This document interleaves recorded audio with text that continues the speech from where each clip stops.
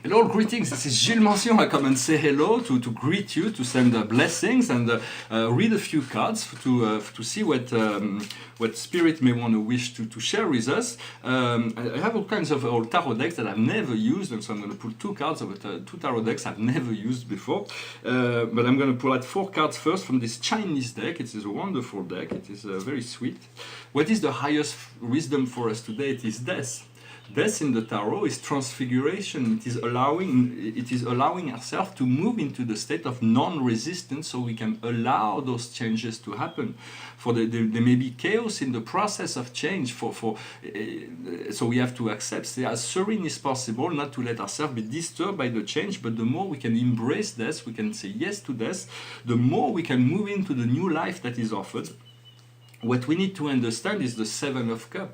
Is somebody who's dreaming all those many potentials, but in essence is to become calm, not to be too over agitated, because if we have too many potential, we let's say we have 100 doors before us and we'll never know which door to choose, and then in this process of too much we lose the sense of joy. So ask to be guided into a clear path that will lead you to ascension, to illumination, to self-mastery and fulfillment.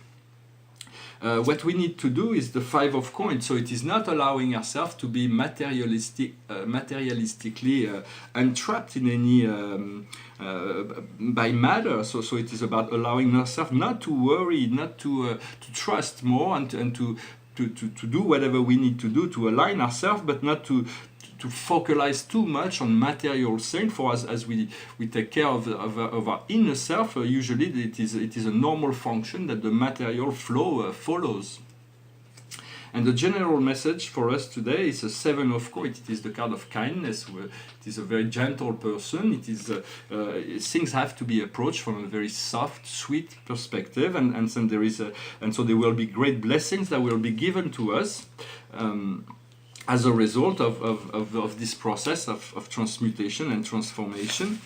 I'm going to pull a card from this deck. It is an Indian deck. I've never used it, and I don't really know how to read it, but I can still see.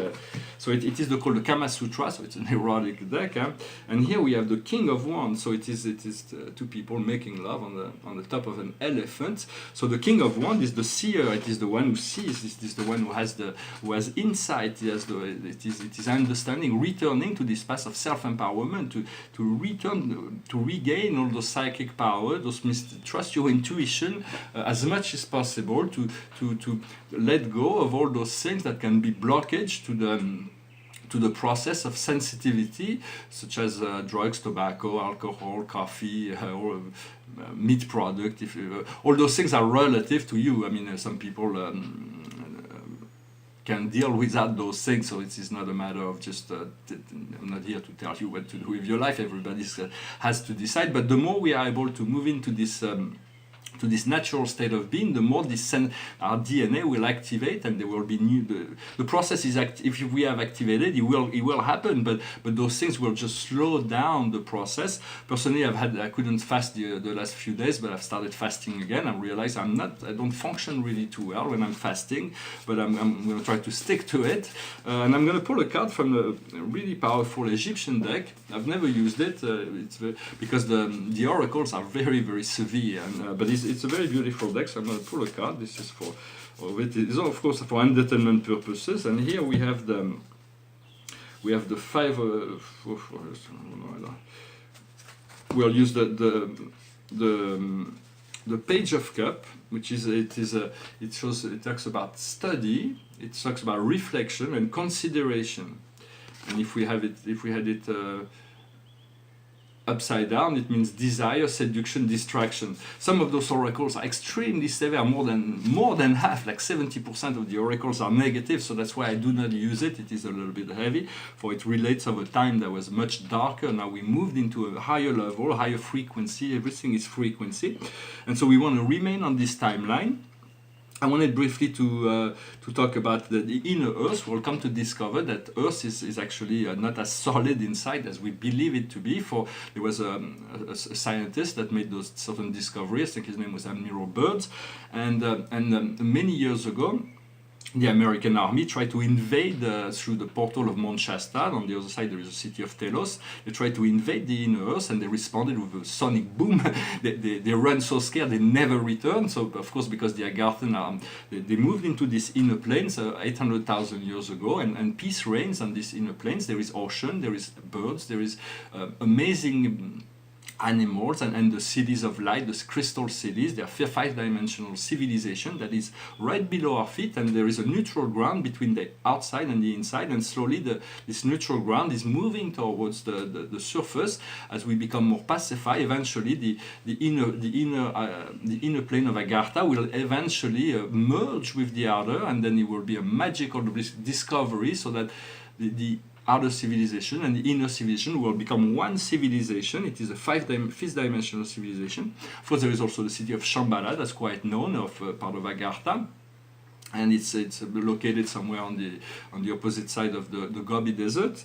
We will have to eventually, if we're moving into this ascension potential, to move into this crystal chamber that we have been prepared. It's a crystal. There is a temple of knowledge that we'll have to go through physically to bring our physical body there, and we'll be alone with God, and we'll be transmuted. All our biology will be transmuted into a crystalline form, and we'll become galactic being. We'll never be again what we were.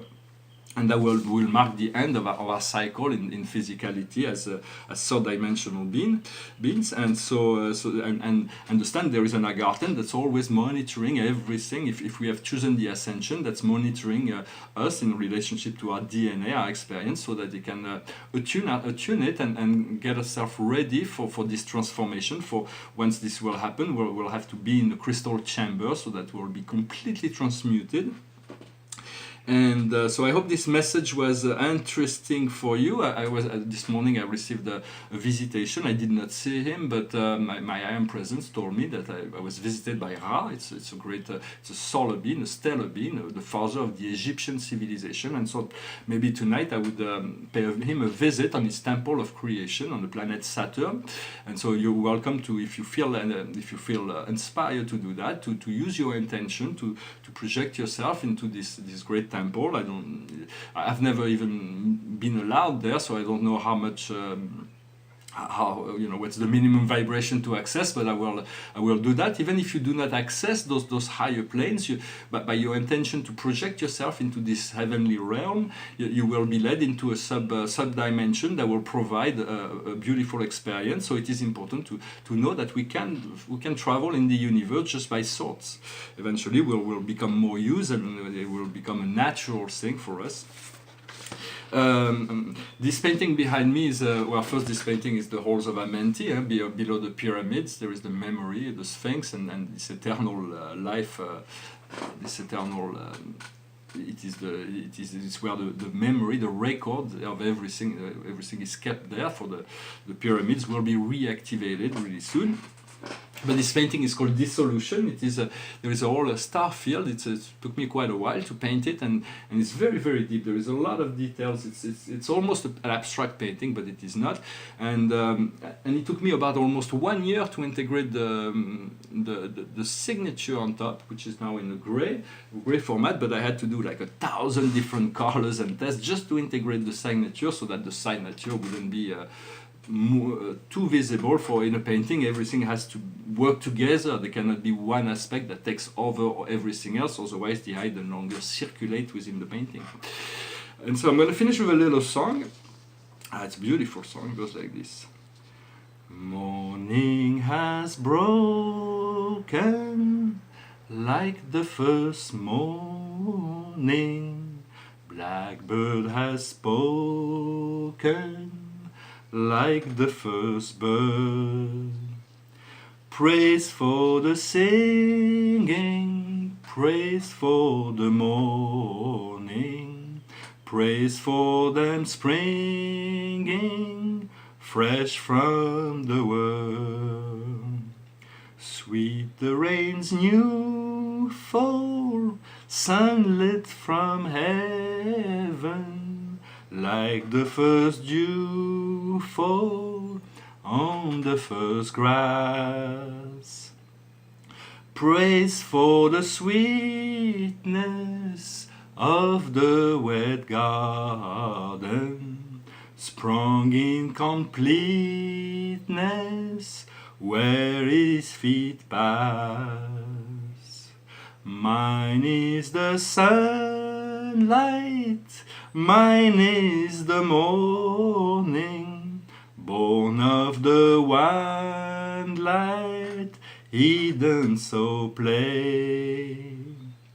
Praise with elation, praise every morning, God's recreation of the new day.